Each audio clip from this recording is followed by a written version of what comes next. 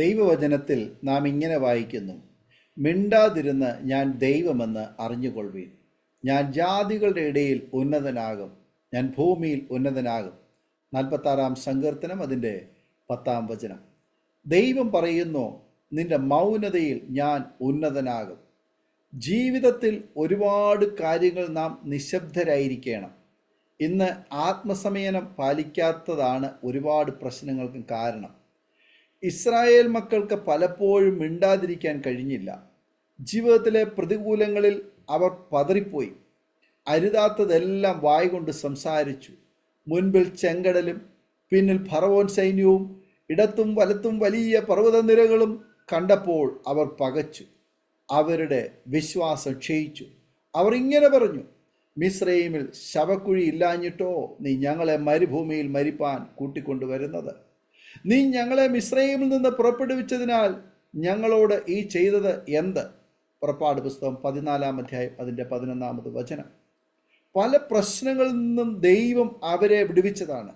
ദൈവത്തിൻ്റെ അനേകം അത്ഭുതങ്ങൾ സ്വന്തം കണ്ണാൽ അവർ ദർശിച്ചതാണ്. അവരുടെ ചെരുപ്പ് തേഞ്ഞു പോകാതെയും വസ്ത്രം പഴകിപ്പോകാതെയും ദൈവം അവരെ വഴി നടത്തിയതാണ്. എല്ലാം അവർ മറന്നു. അവർക്ക് മിണ്ടാതിരിക്കാൻ കഴിഞ്ഞില്ല. ഇത് കണ്ട് മോശ അവരോട് പറഞ്ഞു, ഭയപ്പെടേണ്ട, ഉറച്ചു നിൽപ്പീൻ. യഹോവ ഇന്ന് നിങ്ങൾക്ക് ചെയ്യുവാനിരിക്കുന്ന രക്ഷ കണ്ടുകൊള്ളുവീൻ. നിങ്ങൾ ഇന്ന് കണ്ടിട്ടുള്ള മിസ്രയീമ്യരെ ഇനി ഒരു നാളും കാണുകയില്ല. യഹോവ നിങ്ങൾക്ക് വേണ്ടി യുദ്ധം ചെയ്യും. നിങ്ങൾ മിണ്ടാതിരിപ്പീൻ എന്ന് പറഞ്ഞു. പുറപ്പാട് പുസ്തകം 14-ാം അധ്യായം അതിൻ്റെ 13-ഉം 14-ഉം വചനങ്ങൾ. ജീവിതത്തിൽ പ്രശ്നങ്ങൾ വരുമ്പോൾ എന്തുകൊണ്ട് ദൈവമേ എന്ന് ചോദിക്കാതെ മിണ്ടാതിരിപ്പാൻ ദൈവം നിനക്ക് വേണ്ടി ചെയ്യുന്ന രക്ഷയ്ക്കായി കാത്തിരിപ്പീൻ. അവഗണനകളിൽ, ദുഃഖങ്ങളിൽ, ഭാരങ്ങളിൽ, രോഗങ്ങൾ ആരെയും പഴിചാരാതെ മിണ്ടാതിരിപ്പാൻ നമുക്ക് കഴിയണം. കാരണം ദൈവം നമുക്ക് വേണ്ടി യുദ്ധം ചെയ്യും. ഇയ്യോബിന് വന്ന ദുരിതങ്ങളും കഷ്ടങ്ങളും ആർക്കും വന്ന് ഭവിച്ചിട്ടില്ല. ധനവും സമ്പത്തും മക്കളും എല്ലാം നഷ്ടപ്പെട്ടിട്ടും, ഭാര്യ തള്ളി പറഞ്ഞിട്ടും ഭക്തിയിൽ ഇയ്യോബ് ഉറച്ചു നിന്നു. സ്വന്തം സ്നേഹിതർ മാറി കുറ്റം പറഞ്ഞപ്പോൾ ഇയ്യോബ് പെട്ടെന്ന് ഇങ്ങനെ പറഞ്ഞു, നിങ്ങൾ മിണ്ടാതിരിപ്പീൻ, ഞാൻ പറഞ്ഞുകൊള്ളട്ടെ, പിന്നെ എനിക്ക് വരുന്നത് വരട്ടെ. ഇയ്യോബ് 13:13. കുറേ നേരം സ്നേഹിതരുടെ വാക്കുകൾ കേട്ടു നിന്നു. പിന്നെ ഇയ്യോബിന് മിണ്ടാതിരിപ്പാൻ കഴിഞ്ഞില്ല. എന്നാൽ ദൈവം ഇറങ്ങി വന്നു. ദൈവമഹത്വം കണ്ടപ്പോൾ ഇയ്യോബ് വായ് പൊത്തി ഇങ്ങനെ പറഞ്ഞു, ഞാൻ നിസ്സാരനല്ലോ, ഞാൻ നിന്നോട് എന്തുത്തരം പറയേണ്ടു? ഞാൻ കൈകൊണ്ട് വായ് പൊത്തിക്കൊള്ളുന്നു. ഒരു വട്ടം ഞാൻ സംസാരിച്ചു, ഇനി ഉത്തരം പറയുകയില്ല. 2 വട്ടം ഞാൻ ഉര ചെയ്തു, ഇനി മിണ്ടുകയില്ല. അപ്പോൾ യഹോവ ചുഴലിക്കാറ്റിൽ നിന്ന് ഇയ്യോബിനോട് ഉത്തരം പറഞ്ഞതെന്തെന്നാൽ, നീ പുരുഷനെ പോലെ അരമുറുക്കിക്കൊള്ളുക. ഞാൻ നിന്നോട് ചോദിക്കും, നീ എനിക്ക് ഗ്രഹിപ്പിച്ചു തരിക. ഇയ്യോബ് 40-4 മുതൽ 7 വരെയുള്ള വേദഭാഗങ്ങൾ. ഇയ്യോബ് വായ്പൊത്തി ദൈവസന്നിധിയിൽ മിണ്ടാതിരുന്നപ്പോൾ അവനെ പുരുഷനെ പോലെ അരമുറുക്കി ദൈവം നടത്തി. ജീവിതത്തിൽ എന്ത് ദുരിതങ്ങളും രോഗങ്ങളും വരട്ടെ, നാം യേശുവിൻ്റെ ഉള്ളംകരങ്ങിലാണെങ്കിൽ എന്തിന് നാം ഭയപ്പെടണം? ദൈവം നമുക്ക് വേണ്ടി യുദ്ധം ചെയ്യും. ഇനി രോഗം മൂലം മരണമാണ് ഡോക്ടർമാർ കൽപ്പിച്ചതെങ്കിലും അപ്പോഴും നാം ഭയപ്പെടേണ്ട. അപ്പോഴും ഇയ്യോബിനെ പോലെ പറയണം, എൻ്റെ വീണ്ടെടുപ്പുകാരൻ ജീവിച്ചിരിക്കുന്നു എന്ന്. ഏത് ഭാരത്തിലും വേദനയിലും നമ്മുടെ കണ്ണീരിനെ മറികടന്നു പോകുവാൻ കർത്താവിന് കഴിയുകയില്ല. അവൻ നമ്മെ തൻ്റെ മാർവോട് ചേർത്ത് തേജസ്സിൻ്റെ കിരീടം ചൂടിക്കും. മിണ്ടാതിരുന്ന് നമ്മുടെ ദൈവം ആരെന്ന് നമുക്ക് മനസ്സിലാക്കുവാൻ കഴിയണം. നമ്മുടെ ആരാധനകൾ ശക്തിയുള്ളതായി മാറണമെങ്കിൽ നാം നാവിനെ മൗനതയിൽ സൂക്ഷിക്കണം.